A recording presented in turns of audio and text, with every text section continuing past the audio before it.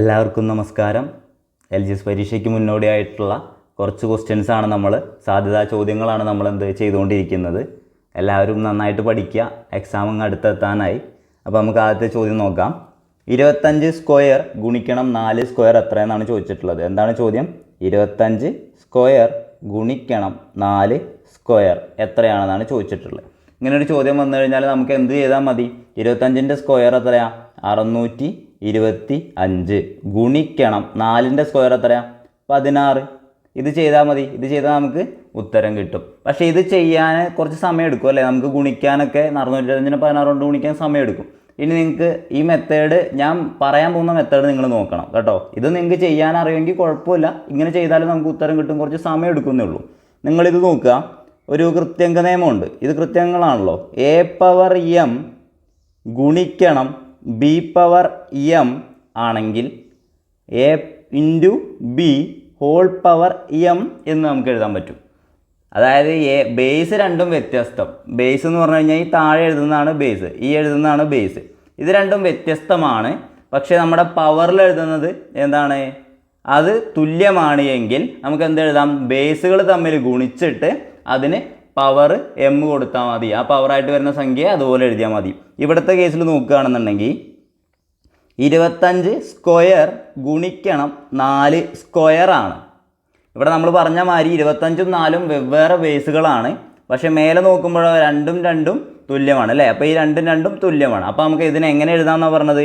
25 ഗുണിക്കണം 4 whole square. ഈ രണ്ടിനും കൂടി കോമൺ ആയിട്ടുള്ളതാണ്.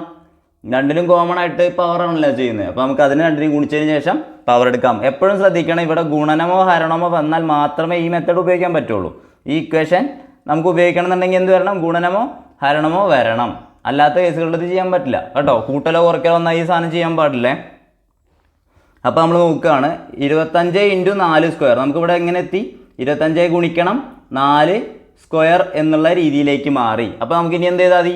25നെ 4 കൊണ്ട് ഗുണിക്കുക. എത്ര? 25നെ 4 കൊണ്ട് ഗുണിച്ചാൽ 100. 100ൻ്റെ സ്ക്വയർ കണ്ടാൽ മതി. 100ൻ്റെ സ്ക്വയർ എത്രയാണ്? 100 എഴുതി. പിന്നെ എന്ത് ചെയ്യണം? 100 കൊണ്ട് ഗുണിക്കണം. എന്താ ചെയ്യുക? 2 0 കൂടി ഇട്ട് കൊടുത്താൽ മതി. നമ്മുടെ ഉത്തരം എത്രയാണ്? ഓപ്ഷൻ ബി 10,000 ആണ് നമ്മുടെ ഉത്തരമായിട്ട് വരുന്നത്. നമ്മളിവിടെ ചെയ്തത് എന്താണ്? 25 സ്ക്വയർ ഗുണിക്കണം 4 സ്ക്വയർ എന്ന് പറഞ്ഞതിന് നമ്മൾ എങ്ങനെ എഴുതി? 25 ഗുണിക്കണം 4 സ്ക്വയർ എന്ന് എഴുതി. എന്തുകൊണ്ടാണ്? ഈ 2 കോമൺ ആയിട്ടുള്ളത്. വേറൊരു ക്വസ്റ്റ്യൻ നോക്കാം.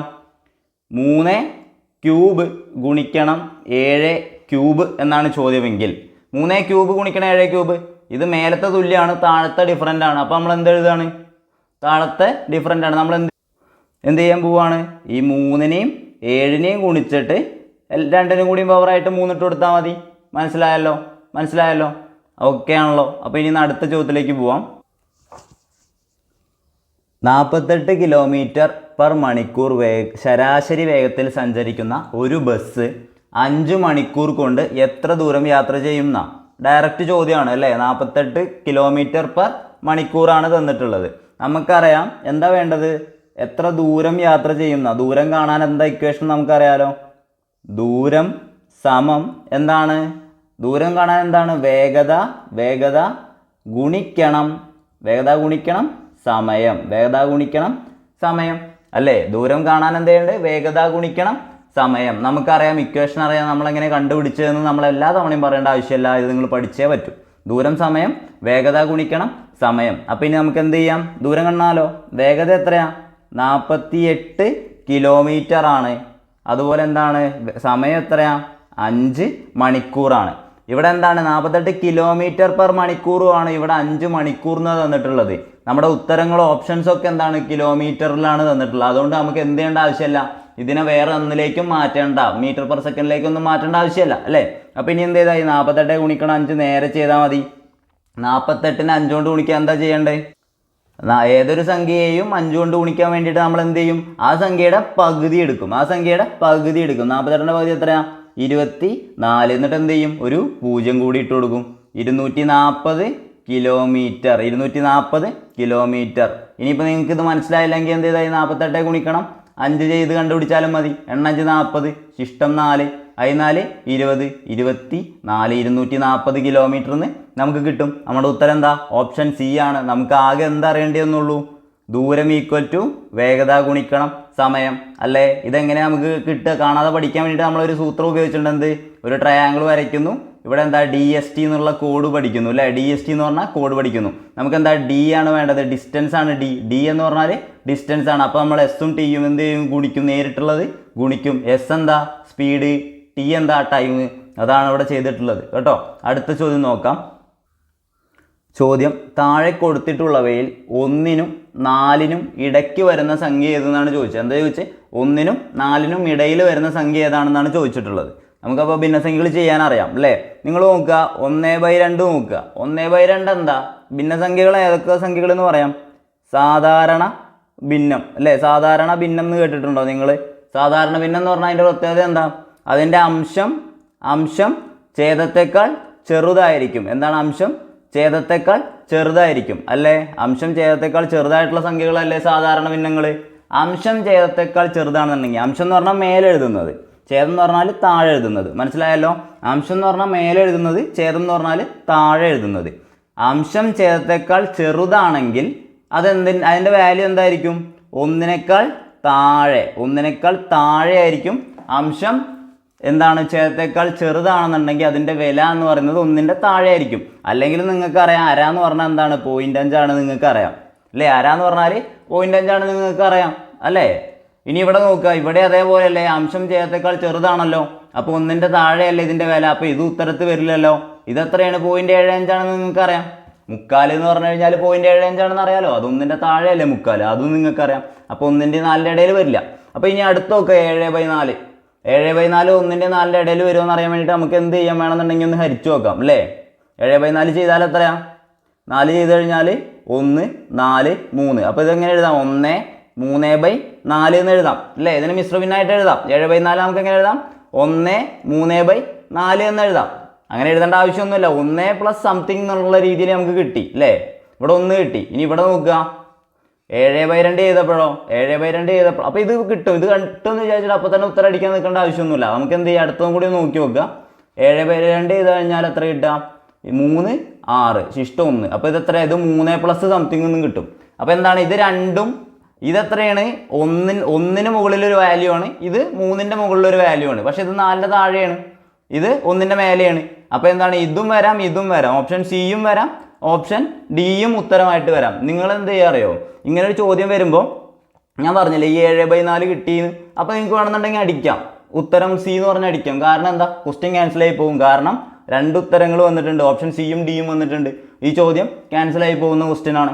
മനസ്സിലായല്ലോ? പക്ഷേ ഇത് ഞാൻ ഇട്ടത് എന്തിനാണെന്ന് വിചാരിച്ചു കഴിഞ്ഞാൽ ഇതെങ്ങനെ ചെയ്യണം നിങ്ങൾ അറിഞ്ഞിരിക്കണം. നിങ്ങൾക്ക് ഒന്നും മനസ്സിലായില്ലെങ്കിൽ കൂടി നിങ്ങൾ എന്ത് ചെയ്യുക? അതിനെ ഹരിച്ചിട്ടെങ്കിൽ ഇതിൻ്റെ വില കണ്ടുപിടിച്ചതിന് ശേഷം ഉത്തരത്തിലേക്ക് എത്തണം. ഇതൊക്കെ എന്തായാലും എത്താൻ പറ്റുന്ന സാധനങ്ങളാണ്. നിങ്ങൾക്ക് ഹരിക്കാൻ അറിഞ്ഞാൽ മാത്രം മതി കേട്ടോ. അടുത്ത ചോദ്യം നോക്കാം. 13/7, 16/7, 19/7 എന്നിങ്ങനെ തുടരുന്ന ശ്രേണിയിലെ ആദ്യത്തെ എണ്ണൽ സംഖ്യാ പദം ഏതെന്നാണ് ചോദിച്ചിട്ടുള്ളത്.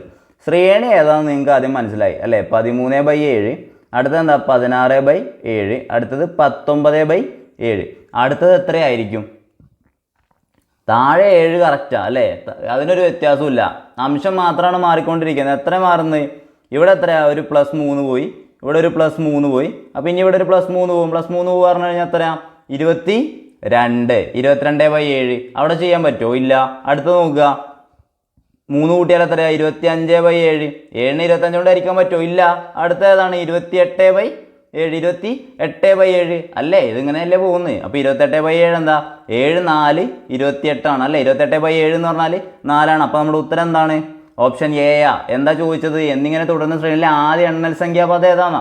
28/7 എന്ന് പറഞ്ഞാൽ എന്തായിരിക്കും? 4. അപ്പോൾ ഇത് വരുന്നത് എങ്ങനെയാണ്? 13/7, 16/7, 19/7, 22/7, 25/7. അടുത്ത എന്തായിരിക്കും? 4. ഇനി അടുത്ത എന്തായിരിക്കും? 31/7. അങ്ങനെ പോകും. അപ്പോൾ നമ്മുടെ ആദ്യത്തെ എണ്ണൽ സംഖ്യാപദം ഏതാ? 4. മനസ്സിലായല്ലോ? ഇതാണ് ഇതിൽ ഉദ്ദേശിച്ചിട്ടുള്ളത്. ഇത്രയേ ഉള്ളൂ, ചെറിയ ചോദ്യമാണ്. അടുത്ത ചോദ്യത്തിലേക്ക് പോവാം. ചോദ്യം: 3/4, 5/8 എന്നീ ഭിന്നസംഖ്യകളുടെ ലസാഗു എത്ര എന്നാണ് ചോദിച്ചിട്ടുള്ളത്. 3/4 അതുപോലെ 5/8 എന്നീ ഭിന്നസംഖ്യകളുടെ ലസാഗു. നമുക്ക് സാധാരണ സംഖ്യകൾ എന്നാൽ എന്താ അറിയാം? ലസാഗു കാണാനോ മുസാഗു കാണാനോ ഒക്കെ അറിയാം. പക്ഷെ നമുക്ക് എന്താണ് ഭിന്നസംഖ്യകൾ എന്ന് കഴിഞ്ഞാൽ നമുക്കറിയില്ല അല്ലേ. അപ്പോൾ നമ്മൾ ഭിന്നസംഖ്യകളുടെ ലസാഗു കാണാൻ വേണ്ടിയിട്ട് ലസാഗു കാണാൻ നമ്മൾ എന്ത് ചെയ്താൽ മതി? നമ്മുടെ ഈ മേലെ എഴുതുന്നത് അതിന് നമ്മൾ ന്യൂമറേറ്റർ എന്നാണ് വിളിക്കുക. ന്യൂമറേറ്റർ അല്ലെങ്കിൽ എന്താണ് അംശം അല്ലേ. അംശങ്ങളുടെ മേലെ എഴുതുന്നതിൻ്റെ അംശങ്ങളുടെ LCM കാണാം. അംശങ്ങളുടെ LCM അല്ലെങ്കിൽ ലസാഗു കാണാം. എന്നിട്ട് താഴെ എന്തെഴുതുക? ഛേദത്തിൻ്റെ സ്ഥാനത്ത് എന്തെഴുതുക? ഛേദങ്ങളുടെ എന്താ കാണേണ്ടി വരിക? അപ്പോൾ ഇത് LCM കാണുന്ന ഛേദങ്ങളുടെ HCF കാണാം. മനസ്സിലായല്ലോ? എന്താണ് ഭിന്നസംഖ്യകളുടെ ലസാഗു കാണുക എന്ന് പറഞ്ഞാൽ എന്താണ്? അംശങ്ങളുടെ LCM കണ്ടതിന് ശേഷം അതിനെന്ത് ചെയ്യുക? ഡിവൈഡഡ് ബൈ ഛേദങ്ങളുടെ HCF. മനസ്സിലായല്ലോ? നോക്കുക, നമ്മുടെ അംശങ്ങൾ ഏതൊക്കെയാ? 3ഉം 5ഉം ആണ്. ഇതിൻ്റെ LCM എത്രയാ? 3ഉം 5ൻ്റെ LCM എത്രയാ? 3ഉം 5ൻ്റെ LCM എത്രയാ? 3ൻ്റെ 5ൻ്റെ LCM എത്രയാണ്? പറയൂ, നിങ്ങൾ മനസ്സിലാലോചിച്ചിട്ട് കണ്ടുപിടിക്കുക. 3ഉം 5ഉം നമുക്ക് ഇങ്ങനെ ചെയ്യേണ്ട ആവശ്യമുണ്ടോ? ഇല്ല. എന്തുകൊണ്ട് അങ്ങനെ ചെയ്യേണ്ട ആവശ്യമില്ലാത്തത്? ഈ 3ഉം 5ഉം പ്രൈം നമ്പേഴ്സ് ആണ് അല്ലേ. എന്താണ്? പ്രൈം നമ്പേഴ്സ് ആണ്, അല്ലെങ്കിൽ അഭാജ്യ സംഖ്യകളാണ്. അപ്പോൾ അതിൻ്റെ LCM കാണാൻ പറ്റുമോ? LCM കാണാൻ എങ്ങനെ എഴുതേണ്ട ആവശ്യമുണ്ടോ? എന്ത് ചെയ്താൽ ഡയറക്റ്റ് ഗുണിച്ചാൽ മതി അല്ലേ. 3 ഗുണിക്കണം 5 15. 3ൻ്റെ 5ൻ്റെ LCM എത്രയാണ്? 3 ഗുണിക്കണം 5 15. ഇനി എന്താണ്? നമ്മൾ അടിയത്തെ സാധനങ്ങൾ അല്ലേ, നമ്മളെ ഡിനോമിനേറ്റർ അല്ലെങ്കിൽ ഛേദങ്ങളുടെ HCF കാണണം അല്ലേ. 4ഉം 8ഉം 4ഉം 8ൻ്റെ HCF കാണണ്ടേ. HCF എത്രയാ? 4ൻ്റെ 8ൻ്റെ HCF എത്രയാ? നമുക്കറിയാൻ കാണാൻ അല്ലേ. 4ഉം 8ഉം ചെയ്യാൻ അറിയാമെങ്കിൽ ഇങ്ങനെ ചെയ്താലും മതി. 2 കൊണ്ട് ചെയ്യുക. എത്ര ഇവിടെ? 2 4. വീണ്ടും 2 കൊണ്ട് ചെയ്യുക. 1 2. എന്താ HCF? എന്താണ് HCF? രണ്ടിനെയും കോമൺ ആയിട്ട് ചെയ്യാൻ പറ്റണ്ടേ. അപ്പോൾ ഇത് രണ്ടും മാത്രമാണ് എന്ത്? HCF. ഇങ്ങോട്ട് വരില്ല, ഈ സാധനം വരില്ല. അപ്പോൾ ഇത് രണ്ടും മാത്രമാണ് HCF. ഈ സൈഡിൽ വരുന്ന മാത്രമാണ് HCF അല്ലേ. അപ്പോൾ നമ്മൾ എന്ത് എഴുതുന്നു? 2 ഗുണിക്കണം 2 4 എന്ത്? HCF. 2 ഗുണിക്കണം 2 4 എന്ത്? HCF. നമുക്ക് എന്ത് കിട്ടി? LCMും കിട്ടി, അംശങ്ങളുടെ LCMും കിട്ടി, ഛേദങ്ങളുടെ HCFും കിട്ടി. അപ്പോൾ നമ്മുടെ ഉത്തരം എന്തായിരിക്കും? പറഞ്ഞ പ്രകാരം 15 ഡിവൈഡഡ് ബൈ 4. ഇനി നിങ്ങൾ ഓപ്ഷനിലേക്ക് നോക്കുക, അങ്ങനെ ഒരു ഓപ്ഷൻ ഇല്ല അല്ലേ. പക്ഷെ നമ്മുടെ ഉത്തരം എന്താണ്? 15 ഡിവൈഡഡ് ബൈ 4 ആണ് താനും. അപ്പോൾ ഇതെന്താണ്? ഈ ചോദ്യത്തിന് എന്താണ് ഉത്തരം? PSC തന്നിട്ടില്ല. ഈ ചോദ്യത്തിന് ഉത്തരം PSC തന്നിട്ടില്ല. പക്ഷെ നമ്മൾ എന്ത് ചെയ്യുന്നുണ്ട്? കണ്ടുപിടിച്ചിട്ടുണ്ട് 15/4 ആണ്. അപ്പോൾ ഇനി ഇങ്ങനെ ഒരു ചോദ്യങ്ങൾ നമുക്ക് വരികയാണെന്നുണ്ടെങ്കിൽ നമുക്ക് എഴുതാൻ സാധിക്കും അല്ലേ. ഭിന്നസംഖ്യകളുടെ ലസാഗു കാണാൻ എന്ത് ചെയ്യും? അംശങ്ങളുടെ ലസാഗു കണ്ടതിന് ശേഷം അതിനെ ഡിവൈഡഡ് ബൈ എന്താണ്? ഛേദങ്ങളുടെ HCF. അംശങ്ങളുടെ സ്ഥാനത്ത് എന്തായിരിക്കും? അംശങ്ങളുടെ LCMും. ഛേദങ്ങളുടെ സ്ഥാനത്ത് എന്തായിരിക്കും? ഛേദങ്ങളുടെ HCFും ആയിരിക്കും ഉണ്ടാവുക. മനസ്സിലായെന്ന് വിചാരിക്കുന്നു. അടുത്ത ചോദ്യം നോക്കാം. ചോദ്യം നോക്കുക. ഒരു കച്ചവടക്കാരൻ ഒരു സാധനം 700 രൂപയ്ക്ക് വിറ്റതാണ്. വിറ്റ വിലയാണ് എന്ത്? 700 രൂപ എന്ന് പറയുന്നത്.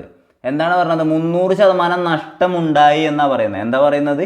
300% നഷ്ടമുണ്ടായി എന്നാ 30% നഷ്ടമുണ്ടായി എന്നാണ് പറയുന്നത്. 700 രൂപയ്ക്ക് വിറ്റ സമയത്ത് 30% നഷ്ടമുണ്ടായി എന്നാണ് പറയുന്നത്. എന്താ പറഞ്ഞത്? 700 രൂപയ്ക്കാണ് അയാൾ എന്ത് ചെയ്തത്? വിറ്റത്. ഞാൻ സെല്ലിംഗ് പ്രൈസ് എന്ന് എഴുതുന്നുണ്ട്. എന്താണ് പിന്നെ 30% എന്താണ്?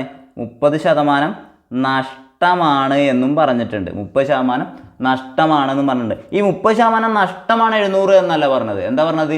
700 രൂപയ്ക്കാണ് വിറ്റത് എന്നാണ് പറഞ്ഞത്. 700 രൂപയ്ക്ക് വിറ്റു എന്ന് പറഞ്ഞാൽ വിറ്റ വില 700 ആണ്. അത് 30% നഷ്ടത്തിലാണ് പോയതെന്നാണ് പറഞ്ഞത്. അപ്പോൾ നമ്മളൊക്കെ എന്താ അറിയാം? 30% നഷ്ടം വന്നു എന്ന് പറഞ്ഞാൽ 100ൽ നിന്ന് ഈ 30% പോകുന്നതല്ലേ. അപ്പോൾ 70% അല്ലേ. 100ൽ നിന്ന് 30% പോകുന്നതല്ലേ ഈ 30% നഷ്ടം എന്ന് പറഞ്ഞാൽ. 100ൽ നിന്ന് 30% പോയാൽ എത്രയാ? 70%. ഈ 70% എന്ന് പറയുന്നതാണ് എന്ത്? 700. എന്താണ് മനസ്സിലായോ? എന്താ പറഞ്ഞത്? 100ൽ നിന്ന് 30% നഷ്ടം സംഭവിച്ചു. അതായത് മൊത്തത്തിൽ 100%. വാങ്ങിയ വില എന്ന് പറയുന്നത് 100%.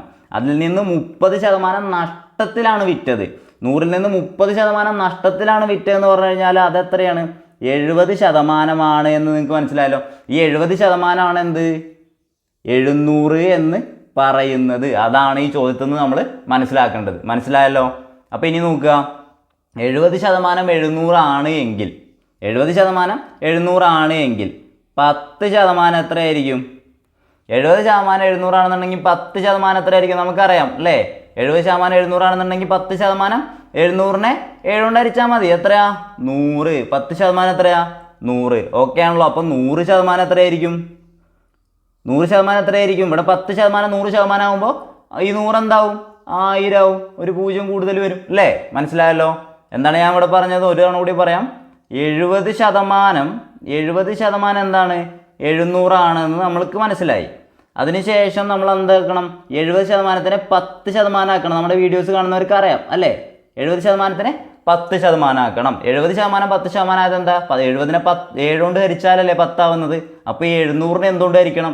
7 കൊണ്ട് ഹരിക്കണം. 700നെ 7 കൊണ്ട് ഹരിച്ചാൽ എത്രയാ? 100 അല്ലേ? ഇനിയിപ്പോൾ 10% 100 ആണെന്നുണ്ടെങ്കിൽ അപ്പോൾ 100%ആണ് നമ്മൾ കണ്ടുപിടിക്കേണ്ടത്. വാങ്ങിയ വില 100% അത് കണ്ടുപിടിക്കാൻ വേണ്ടിയിട്ട് എന്ത് ചെയ്തു? ഇവിടെ 10 കൊണ്ടാണ് ഗുണിച്ചത്. അപ്പോൾ ഇവിടെ എന്തുകൊണ്ട് തന്നെ ഗുണിക്കണം? 10 കൊണ്ട് തന്നെ ഗുണിക്കണം. മനസ്സിലായല്ലോ. ഇത് ഇങ്ങനെ മനസ്സിലാക്കണ്ട. നിങ്ങൾ എന്ത് ചെയ്യുക? ലോജിക്ക് വെച്ച് ആലോചിച്ചാൽ മതി. 10% ഒരു സാധനത്തിൻ്റെ 10% 100 ആണെന്നുണ്ടെങ്കിൽ അതിൻ്റെ 100% എന്തായിരിക്കും? ഒരു 0 കൂടി ഇട്ട് കൊടുത്താൽ മതി. മനസ്സിലായില്ലേ? ഓക്കെ. ഉത്തരം ഓപ്ഷൻ ബി 1000 അല്ലേ? നമ്മൾ ഉത്തരത്തിലേക്ക് എത്തിയതാണ്. അപ്പോൾ നമുക്ക് അടുത്ത ചോദ്യം നോക്കാം.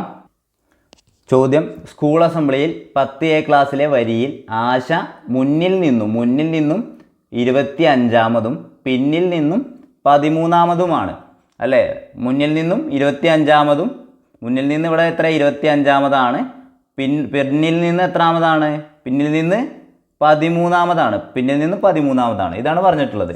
ആശയുടെ പൊസിഷൻ എന്ന് പറയുന്നത് മുന്നിൽ നിന്ന് 25-ാമതും പിന്നിൽ നിന്ന് 13-ാമതുമാണ്. ഒരു സ്ഥാനം എന്താണ്? മുന്നിൽ നിന്നുള്ളതും പിന്നിൽ നിന്നുള്ളതും കിട്ടി, അല്ലെങ്കിൽ വലത്തു നിന്നുള്ളതും ഇടത്തു നിന്നുള്ളതും കിട്ടിയെന്ന് വെച്ചാൽ നമുക്ക് ആകെ എത്ര ആളുകളുണ്ട് ആ വരിയിലെന്ന് കണ്ടുപിടിക്കാൻ വേണ്ടിയിട്ട് എന്ത് ചെയ്താൽ മതി? ആ രണ്ട് സംഖ്യകളെയും കൂട്ടിയതിന് ശേഷം 25-നും 13-നും കൂട്ടിയതിന് ശേഷം എന്ത് ചെയ്താൽ മതി? ഒന്ന് കുറച്ചാൽ മതി. അപ്പോൾ എന്താണ്? 25-ഉം 13-ഉം കൂട്ടിയാൽ എത്രയാ? 38. 38 നിന്ന് പോയാൽ 37. 37 കുട്ടികളാണ് ആകെ വരിയിലുള്ളത്. എന്താണ് ഉത്തരം? Option D 37. അടുത്ത ചോദ്യം നോക്കാം.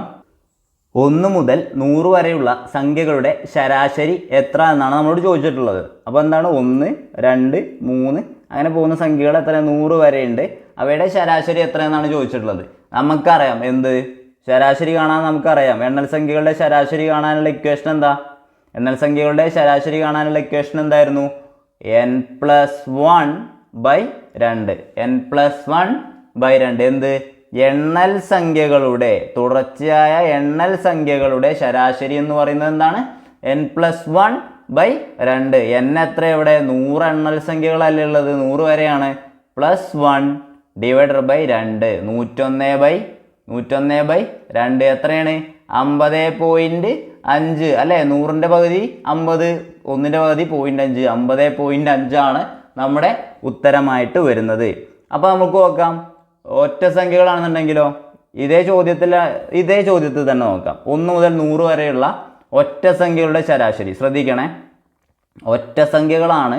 അപ്പോൾ നമുക്കൊരു കാര്യം നോക്കണം. എന്താണ്? 1 മുതൽ 100 വരെ എത്ര ഒറ്റ സംഖ്യകൾ ഉണ്ട് എന്നുള്ള കാര്യം നമുക്ക് അറിയണ്ടേ? 1 മുതൽ 100 വരെ എത്ര ഒറ്റ സംഖ്യകളുണ്ട് എന്ന് അറിയാൻ വേണ്ടിയിട്ട് എന്ത് ചെയ്താൽ? ഈ 100ൻ്റെ പകുതി എടുത്താൽ മതി. 100ൻ്റെ പകുതി എടുത്താൽ എത്രയാ? 50 ഒറ്റ സംഖ്യകളുണ്ട്. അപ്പോൾ നമുക്ക് എന്താ?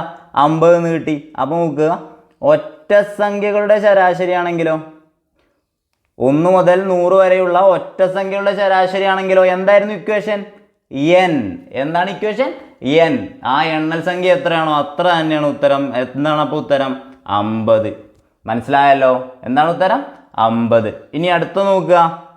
ഇരട്ട സംഖ്യകളാണെങ്കിലോ, ഇരട്ട സംഖ്യകളുടെ ശരാശരി ആണെങ്കിലോ നമുക്കറിയാം 1 മുതൽ 100 വരെ എത്ര ഇരട്ട സംഖ്യകളുണ്ട്? അതും 100/2 50 എണ്ണങ്ങളാണ്. 50 ഇരട്ട സംഖ്യകളാണ് എന്തുള്ളത്? 1 മുതൽ 100 വരെ ഉള്ളത്. അപ്പോൾ നമ്മൾ അവിടെ എന്ത് ചെയ്താൽ മതി? n+1. എന്താണ് ഇക്വേഷൻ? ഇരട്ട സംഖ്യയുടെ ശരാശരി കാണാനുള്ള ഇക്വേഷൻ n+1. അതെത്രയാണ്? 50+1 51. നമ്മൾ ഒരു 3 ചോദ്യങ്ങൾ ഒരൊറ്റ ഭാഗത്ത് നിന്ന് പഠിച്ചു അല്ലേ? ഒറ്റ ഭാഗത്ത് നിന്ന് നമ്മൾ 3 ചോദ്യങ്ങൾ പഠിച്ചു. ഒരു കാര്യങ്ങളും കൂടി നമുക്ക് നോക്കാം. ഇതിൻ്റെ കൂട്ടത്തിൽ ഒരു കാര്യങ്ങളും കൂടി ഞാൻ പറയാം. ഓക്കെ, നിങ്ങൾ നോക്കുക. 1, 2, 3, 4 അങ്ങനെ പോയിട്ട് ഇത് 100 വരെയാണ് ഉള്ളത് അല്ലേ? ഇത് എത്ര വരെയുള്ളത്? 100 വരെയാണ് ഉള്ളത്. നിങ്ങളൊരു കാര്യം മനസ്സിലാക്കുക. ഇവരുടെയൊക്കെ പൊതുവ്യത്യാസം എത്രയാ? ഇതിൻ്റെയൊക്കെ പൊതു വ്യത്യാസം എന്ന് പറയുന്നത് ഒന്നല്ലേ, ഒന്ന് കൂടി പോകുന്നല്ലേ. എണ്ണൽ സംഖ്യ എന്ന് പറഞ്ഞാൽ അത്രയല്ലേ അർത്ഥമാക്കുന്നുള്ളൂ, ഒന്ന് കൂടി പോകുന്നതാണ്.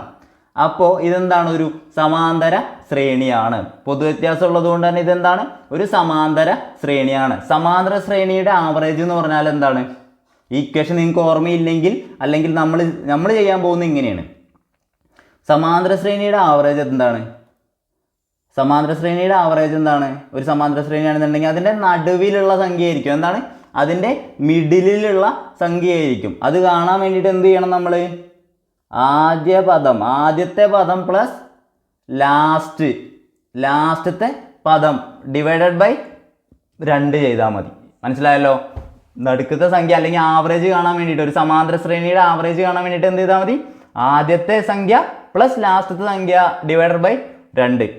ഇവിടെ ആദ്യത്തെ സംഖ്യ ഏതാ 1 പ്ലസ് ലാസ്റ്റത്തെ സംഖ്യ ഏതാ 100 ഡിവൈഡഡ് ബൈ 2 50.5. മനസ്സിലായല്ലോ, കിട്ടിയത് എങ്ങനെ മനസ്സിലായല്ലോ. ആദ്യത്തെ സംഖ്യ 1, ലാസ്റ്റത്തെ സംഖ്യ 100, രണ്ടും കൂടിയിട്ട് അതിൻ്റെ പകുതി എടുത്തു. ഇനി ഇവിടെ നോക്കുക, 2, 4, 6, 8 അങ്ങനെ പോയി 100 വരെ. അപ്പോൾ നമ്മൾ ഇതിൻ്റെ ഇരട്ട സംഖ്യകളാണ്. ഇത് നമ്മൾ ഇക്വേഷൻ അറിയില്ല. നമ്മൾ എന്ത് ചെയ്യുന്നു, ആദ്യത്തെ പദം ഏതാ 2 പ്ലസ് ലാസ്റ്റത്തെ പദം ഏതാ 100 ഡിവൈഡഡ് ബൈ 2. എത്ര നമുക്ക് കിട്ടുന്നത്, 102/2 51. മനസ്സിലായല്ലോ. ഇനി അടുത്ത നോക്കാം, 1, 3, 5, 7 ഇങ്ങനെ പോയി എവിടെ വരെ ഉണ്ട്, ലാസ്റ്റത്തെ പദം ഏതാ 100 ലാസ്റ്റത്തെ പദം അല്ല, ഒറ്റ സംഖ്യകളായതുകൊണ്ട് ഇതിൻ്റെ ലാസ്റ്റ് പദം എന്തായിരിക്കും 99. എന്തായാലും ലാസ്റ്റ് പദം 99 അല്ലേ വരിക, 100 വരും. 100 എന്താ ഇരട്ട സംഖ്യയാണ്. അപ്പം എന്താണ്, അതിൻ്റെ ആവറേജ് കാണാൻ എന്ത് ചെയ്താൽ മതി, അല്ലെങ്കിൽ അതിൻ്റെ മിഡിൽ ടേം കാണാൻ അല്ലെങ്കിൽ മധ്യപദം കാണാൻ വേണ്ടിയിട്ട് അല്ലെങ്കിൽ ആവറേജ് കാണാൻ വേണ്ടിയിട്ട് എന്ത് ചെയ്താൽ മതി, ആദ്യപദം എത്രയാ 1, അവസാനപദം എത്രയാ 99 ഡിവൈഡഡ് ബൈ 2 എത്രയാ 100/2 എത്രയാ 50. ഇങ്ങനെ നമുക്ക് എന്ത് ചെയ്യാം, ഏത് സമാന്തര ശ്രേണി ഏത് ശ്രേണിയിലുള്ള പ്രോബ്ലങ്ങളാണെന്നുണ്ടെങ്കിലും അതിൻ്റെ ആവറേജ് കാണാം കേട്ടോ. മനസ്സിലായെന്ന് ഞാൻ വിചാരിക്കുന്നു. അടുത്ത ചോദ്യത്തിലേക്ക് പോവാം. ചോദ്യം, രാജുവിന് അവൻ്റെ അനിയനേക്കാൾ 10 വയസ്സ് കൂടുതലാണ്. എന്താ പറഞ്ഞിട്ടുള്ളത്, രാജുവിന് അനിയനേക്കാൾ എന്താണ് 10 വയസ്സ് കൂടുതലാണ്. 10 വയസ്സ് കൂടുതലാണ്. ഇത് എഴുതേണ്ട ആവശ്യമൊന്നുമില്ല കേട്ടോ. ആരെക്കാട്ടിലാണ് കൂടുതൽ, അനിയനെക്കാട്ടിലും. രാജുവിൻ്റെ അനിയനെക്കാട്ടിലും 10 വയസ്സ് കൂടുതലാണ്. ഇനി എന്താ പറഞ്ഞിട്ടുള്ളത്, 5 വർഷം കഴിയുമ്പോൾ, ഒരു 5 വർഷം കഴിയുമ്പോൾ എന്താ പറഞ്ഞിട്ടുള്ളത്, രാജുവിൻ്റെ വയസ്സ് അനിയൻ്റെ വയസ്സിൻ്റെ 2 മടങ്ങാവും. അതായത് പറഞ്ഞത് രാജുവിൻ്റെ വയസ്സ് അനിയൻ്റെ വയസ്സിൻ്റെ 2 മടങ്ങാവും. അതായത് 2:1 ആവും എന്നല്ലേ പറഞ്ഞത്. അനിയൻ്റെ വയസ്സ് 1 ആവുമ്പോൾ രാജുവിൻ്റെ വയസ്സ് 2 ആവും. അതായത് 2:1 അതാണ് പറഞ്ഞത് അല്ലേ. രാജുവിൻ്റെ വയസ്സ് അനിയൻ്റെ വയസ്സിൻ്റെ 2 മടങ്ങാവും. അതെപ്പോഴാണ്, 5 കൊല്ലം കഴിയുമ്പോഴാണ്. എപ്പോഴാണ്, 5 വർഷം കഴിയുമ്പോഴാണ്. ഇതിൽ പറഞ്ഞിട്ടുള്ള എന്താ, രാജുവിന് അനിയനേക്കാൾ 10 വയസ്സ് കൂടുതലാണ് എന്ന് പറഞ്ഞിട്ടുണ്ട്. രാജുവിന് അനിയനേക്കാൾ 10 വയസ്സ് കൂടുതലാണ് എന്ന് പറഞ്ഞിട്ടുണ്ട്. അതായത് രാജുവിൻ്റെ വയസ്സും അനിയൻ്റെ വയസ്സും തമ്മിലുള്ള വ്യത്യാസം എന്ന് പറയുന്നത് 10 വയസ്സാണ്. രാജുവിൻ്റെ വയസ്സും അനിയൻ്റെ വയസ്സും തമ്മിലുള്ള വ്യത്യാസം എന്ന് പറയുന്നത് 10 വയസ്സാണ്. ഇതാണ് നമ്മൾ ചോദ്യത്തിൽ നിന്ന് മനസ്സിലാക്കിയത്. നിങ്ങൾ നോക്കുക, ഒരാളുടെ പ്രായം കൂടുമ്പോൾ മറ്റൊരാളുടെ പ്രായം കൂടിക്കൊണ്ടിരിക്കും. അതായത് വയസ്സുകൾ തമ്മിലുള്ള വ്യത്യാസം ഇപ്പോൾ 2 പേരുടെ വയസ്സുകൾ തമ്മിലുള്ള വ്യത്യാസം ഒരിക്കലും എന്ത് ചെയ്യില്ല, കൂടെയില്ല, അതിന് വ്യത്യാസം വരില്ല അല്ലേ. ഒരു കാര്യം പറയുകയാണെന്നുണ്ടെങ്കിൽ നിങ്ങളുടെ ബ്രദറിന് 15 വയസ്സായിരുന്നു, നിങ്ങൾക്ക് 20 വയസ്സായിരുന്നു. 5 വർഷം കഴിഞ്ഞാൽ നിങ്ങളുടെ ബ്രദറിന് 20 വയസ്സാകുമ്പോൾ നിങ്ങൾക്ക് 25 വയസ്സാവും. ഈ വ്യത്യാസം എന്താണ്, എപ്പോഴും കോൺസ്റ്റൻ്റ് ആണ്. അതായത് വയസ്സുകളുടെ വ്യത്യാസം എന്ന് പറയുന്നത് എപ്പോഴും എന്തായിരിക്കും, തുല്യമായിരിക്കും. അതാണ് ഈ പ്രോബ്ലം ചെയ്യാനുള്ള ഐഡിയ എന്ന് പറയുന്നത്. 5 വർഷം കഴിഞ്ഞോട്ടെ, 10 വർഷം കഴിഞ്ഞോട്ടെ, 20 വർഷം കഴിഞ്ഞോട്ടെ, 50 വർഷം കഴിഞ്ഞോട്ടെ, 100 വർഷം കഴിഞ്ഞോട്ടെ, അവർ തമ്മിലുള്ള വയസ്സുകളുടെ വ്യത്യാസം എന്ന് പറയുന്നത് എപ്പോഴും എന്തായിരിക്കും, 10 തന്നെ ആയിരിക്കും. അപ്പോൾ ഇനി എന്ത് ചെയ്യാം, വ്യത്യാസം 10 ആണ്. അപ്പോൾ ഇവിടുത്തെ വ്യത്യാസം 10 ആണ് എന്ന് മനസ്സിലായല്ലോ. 5 വർഷം കഴിഞ്ഞാലും വ്യത്യാസം എന്താണ് അവരുടേത്, 10 തന്നെയാണ്. അപ്പോൾ ഇതിൻ്റെ വ്യത്യാസം എടുക്കും. വ്യത്യാസം എത്രയാണ്, 1. 2 1 തമ്മിലുള്ള വ്യത്യാസം 1. അതെന്താണ്, 10 ആണ്. 2 1 തമ്മിലുള്ള വ്യത്യാസം 1 ആണ്. അത് 1 എന്ന് പറയുന്നത് എന്താണ്, 10 ആണ്. മനസ്സിലായല്ലോ. നമ്മളെപ്പോഴും എന്ത് ചെയ്യും, 1ക്ക് മാറ്റല. ഇവിടെ ഡയറക്റ്റ് 1 തന്നിട്ടുള്ളത് അല്ലേ. 1 10 ആണെങ്കിൽ എന്ത് ചെയ്യും, ഈ 10നെ നമ്മൾ എന്ത് ചെയ്യും, ഇവിടെയും ഗുണിക്കും. ആ 10 വെച്ചിട്ട് രാജുവിൻ്റെ 2നെയും ഗുണിക്കും, അനിയൻ്റെ 1നെയും ഗുണിക്കും. നമുക്ക് എത്ര കിട്ടി? രാജുവിന് 20 വയസ്സിൽ നിന്നും കിട്ടി, അനിയന് 10 വയസ്സിൽ നിന്നും കിട്ടി. രാജുവിന് 20 വയസ്സിൽ നിന്നും കിട്ടി, അനിയന് 10 വയസ്സിൽ നിന്നും കിട്ടി. പക്ഷെ നമുക്ക് നേരെ ഉത്തരം അടിക്കാൻ പറ്റില്ല രാജുവിൻ്റെ 20 വയസ്സ് പറഞ്ഞിട്ട്. ഇവിടെ നോക്കുക എന്താണ്, രാജുവിൻ്റെ വയസ്സ് എത്രയാണെന്നാണ് ചോദിച്ചത്. എപ്പോഴാണ് ഇത്? 5 വർഷം കഴിഞ്ഞാലാണ് ഈ 2:1 റേഷ്യോ വരുന്നത് അല്ലേ. അപ്പോൾ ഇപ്പോഴത്തെ വയസ്സല്ലേ കാണേണ്ടത്. അപ്പോൾ നമ്മൾ എന്ത് ചെയ്യണം? ഈ 20 ഈ കൂട്ടിയ 5 ഇല്ലേ, അതങ്ങ് കുറയ്ക്കണം. 5 വർഷം കഴിഞ്ഞാലാണ് ഇത് 2:1 ആവുന്നത്. 5 വർഷം കഴിഞ്ഞാലാണ് അപ്പോൾ എന്താവുന്നത്? 20 വയസ്സാവുന്നത്. അപ്പോൾ 5 വർഷം മുന്നേ എത്രയായിരിക്കും? 15 വയസ്സ്. ഓപ്ഷൻ ബി ആണ് എന്ത് കറക്റ്റായിട്ടുള്ള ഉത്തരം എന്ന് പറയുന്നത്. ഇവിടെ നിന്ന് എന്താണ്, നമ്മൾ ഇവിടെ വരെ നമുക്ക് കിട്ടി, അതിന് ശേഷം നമ്മൾ നേരെ ഉത്തരം അടിക്കരുത്. സാധാരണ ഇവരെന്ത് ചെയ്യാറുണ്ട്, ഇവിടെയൊക്കെ ഒരു 20 ഓപ്ഷൻ തരും നമ്മൾ അടിക്കാൻ വേണ്ടിയിട്ട്. അത് ഇത്തവണ തന്നില്ല ഭാഗ്യത്തിന് അല്ലേ. അപ്പോൾ നമുക്കൊരു കൺഫ്യൂഷൻ ആവും നോക്കാൻ വേണ്ടിയിട്ട്. എന്താ സംഭവം പറഞ്ഞത്? അപ്പോൾ 5 വർഷം കഴിഞ്ഞാൽ 2:1 ആവുന്നത്. ഇപ്പോഴത്തെ പ്രായം നമുക്ക് വേണ്ടത് കേട്ടോ. അപ്പോൾ നമ്മൾ എന്ത് ചെയ്യണം? ആ 20 5 കുറയ്ക്കണം. അപ്പോൾ നമുക്ക് ഉത്തരം എത്രയാണ്? 15. ഓപ്ഷൻ ബി ആണ് കറക്റ്റ് ആൻസർ. അടുത്ത ചോദ്യം നോക്കാം. ചോദ്യം 100 ഗുണിക്കണം 83 ഗുണിക്കണം 39നെ 9 കൊണ്ട് ഹരിച്ചാലുള്ള ശിഷ്ടം എത്ര എന്നാണ് ചോദിച്ചിട്ടുള്ളത് അല്ലേ.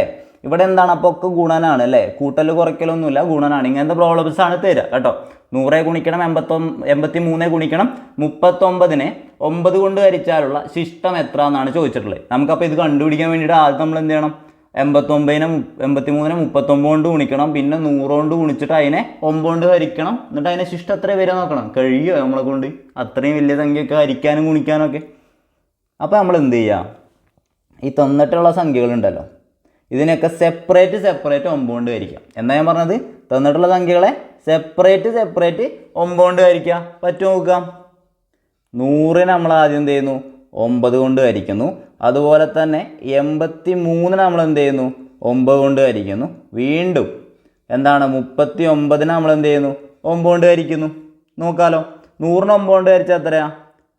11. 99. ശിഷ്ടം എത്ര വരിക? 1. ഇതെനിക്ക് അറിയുന്നതുകൊണ്ട് ഞാൻ പെട്ടെന്ന് എഴുതിയ കേട്ടോ.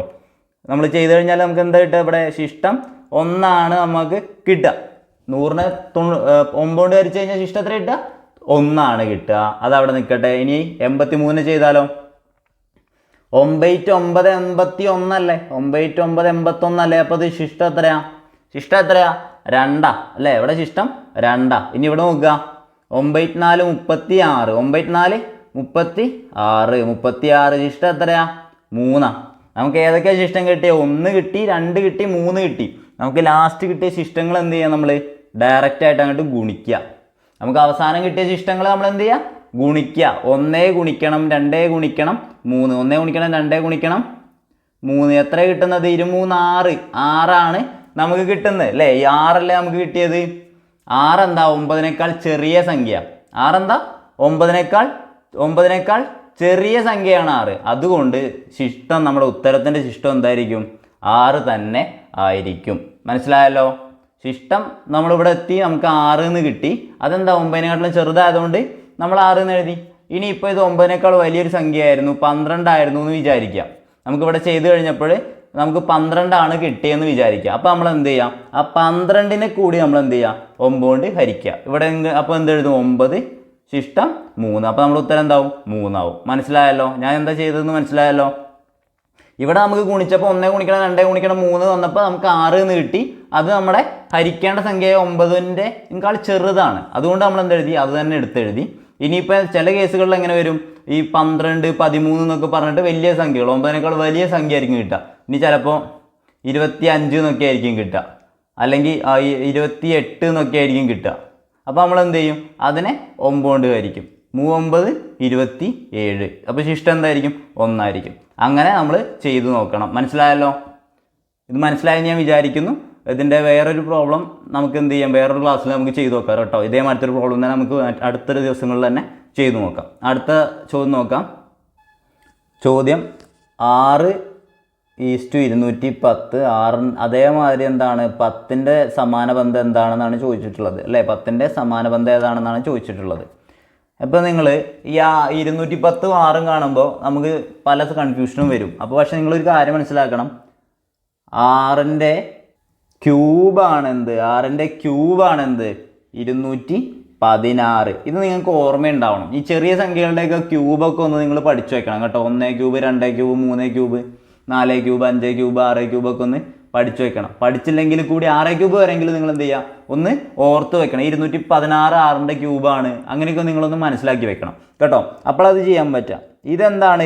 6 ക്യൂബ് മൈനസ് 6 210 എന്ന് പറയുന്നത് എന്താണ്?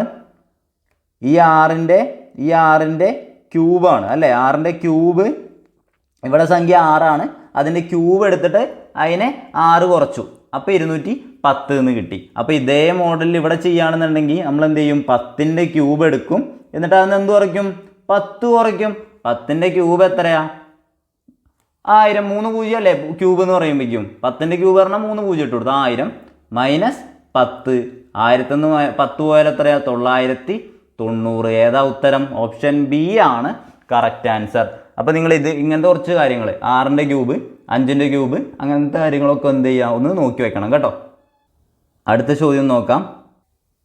ചോദ്യം 57 കൂട്ടണം 61 കൂട്ടണം 65 കൂട്ടണം 69 കൂട്ടണം 73 കൂട്ടണം 77 ഓൾ ഡിവൈഡഡ് ബൈ 30 എത്ര എന്നാണ് ചോദിച്ചിട്ടുള്ളത്.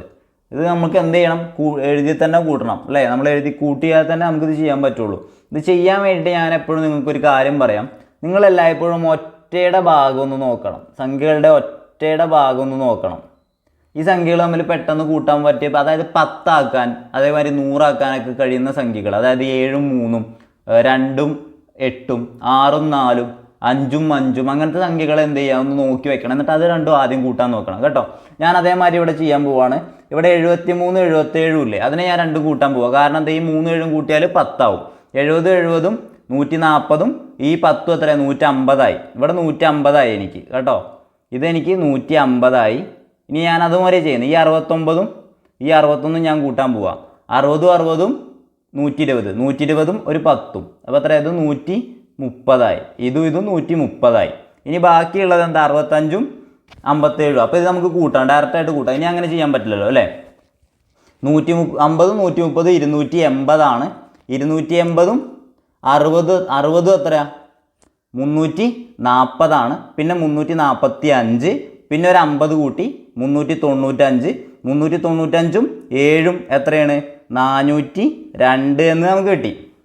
മേലത്തെ എല്ലാം കൂടിയും കൂട്ടിയാൽ 402 നമുക്ക് കിട്ടി. അല്ലെങ്കിൽ എന്ത് ചെയ്താൽ മതി? നേരെ എഴുതി കൂട്ടിയാലും മതി കേട്ടോ, സമയമുണ്ടല്ലോ. അപ്പോൾ 402/30 നമ്മളോട് ചോദിച്ചിട്ടുള്ളത്. 402/30 കാണാൻ പറഞ്ഞിട്ടുള്ളത്. നമുക്ക് എന്ത് ചെയ്താൽ മതി? ഹരിച്ചാൽ മതി അല്ലേ? 402നെ 30 കൊണ്ട് ഹരിച്ചാൽ മതി. ഒരു 30 ശിഷ്ടം 102. എത്ര ഇനി പോവാ? 13 അല്ലേ? 13 അല്ലേ വരിക? 3 അല്ലേ വരിക? എത്ര വരിക? 90 അല്ലേ വരിക? ബാലൻസ് 12 അല്ലേ? കറക്റ്റ് അല്ലേ? 102 90 പോയാൽ 12. ഇത്ര എത്തിയില്ലേ? ഇനി നിങ്ങൾ നോക്കുക, ഓപ്ഷനിൽ നോക്കുക. 14.3 ഉത്തരം? അല്ല, ഇവിടെ 13 വന്നു അല്ലേ? 10.5 ഉത്തരം? ഇല്ല, അവിടെ 13 വന്നു അല്ലേ? ഇനി നോക്കുക, ഇവിടെ എന്താണ്? ഇഷ്ടം 12 വന്നുകൊണ്ട് എന്തായാലും 13 അല്ലാതെ നമുക്ക് മനസ്സിലായല്ലോ. ഉത്തരം എന്തായിരിക്കും? 13.4 ആയിരിക്കും. ഇനി പോട്ടെ, അവിടെ നിൽക്കട്ടെ. ഇനി ബാക്കി നമുക്ക് ചെയ്തിട്ട് ചെയ്യാം. ഇവിടെ ഒരു 0 ഇട്ട് കൊടുത്തു, അപ്പോൾ ഇവിടെ ഒരു പോയിന്റ് ഇട്ട് കൊടുത്തു അല്ലേ? ഇനി എന്താണ്? 30 × 4 120. നമ്മുടെ ഉത്തരം എത്രയാണ്? 13.4. ഓക്കെ ആണല്ലോ? നമുക്ക് ഇവിടെ ചെയ്യാതെ തന്നെ ഈ 12 എത്തുമ്പോൾ തന്നെ നമുക്ക് ഉത്തരത്തിലേക്ക് എത്താം. എന്നാലും കുഴപ്പമില്ല, നമ്മൾ മൊത്തം ചെയ്തിട്ട് എഴുതിയാലും പ്രശ്നമല്ല. പക്ഷെ അങ്ങനെ എഴുതേണ്ട ആവശ്യം നമുക്കില്ല കേട്ടോ. അപ്പോൾ അടുത്ത ചോദ്യം നോക്കാം. ചോദ്യം ഒറ്റയാനെ കണ്ടെത്താനാണ്. 179 157 113 164. നമ്മളിങ്ങനെ നോക്കുമ്പോൾ സ്ക്വയർ ആണോ ക്യൂബാണോ അങ്ങനെയൊക്കെ ആകെ കൺഫ്യൂഷനായി നിൽക്കും. അത് അഭാജ്യ സംഖ്യ ആണോ എന്നൊക്കെ കൺഫ്യൂഷനായി ഇങ്ങനെ നിൽക്കും. അപ്പോൾ നിങ്ങൾ നോക്കി, ഏറ്റവും ബേസിക് ആയിട്ടുള്ള കാര്യം, ഒറ്റ സംഖ്യ ഇരട്ട സംഖ്യ. കഴിഞ്ഞു. എന്താ ഉത്തരം? ഇരട്ട സംഖ്യ ആയിട്ടുള്ള 164 ഉത്തരം. ബാക്കിയൊക്കെ ഒറ്റ സംഖ്യകളാണ്. അത്ര നോക്കിയാൽ പോരെ. അടുത്ത ചോദ്യം നോക്കാം. ചോദ്യം നോക്കുക. -2 1 6 13. -2 1 6 13. അടുത്ത സംഖ്യ ഏതെന്നാണ് ചോദിച്ചിട്ടുള്ളത്. ഇത് ചെയ്യാൻ വേണ്ടിയിട്ട് നമ്മൾ എന്ത് ചെയ്യുന്നത്? ആദ്യം തന്നെ വ്യത്യാസം എടുക്കുന്നത്. -2ഉം 1ഉം തമ്മിൽ എത്ര വ്യത്യാസം?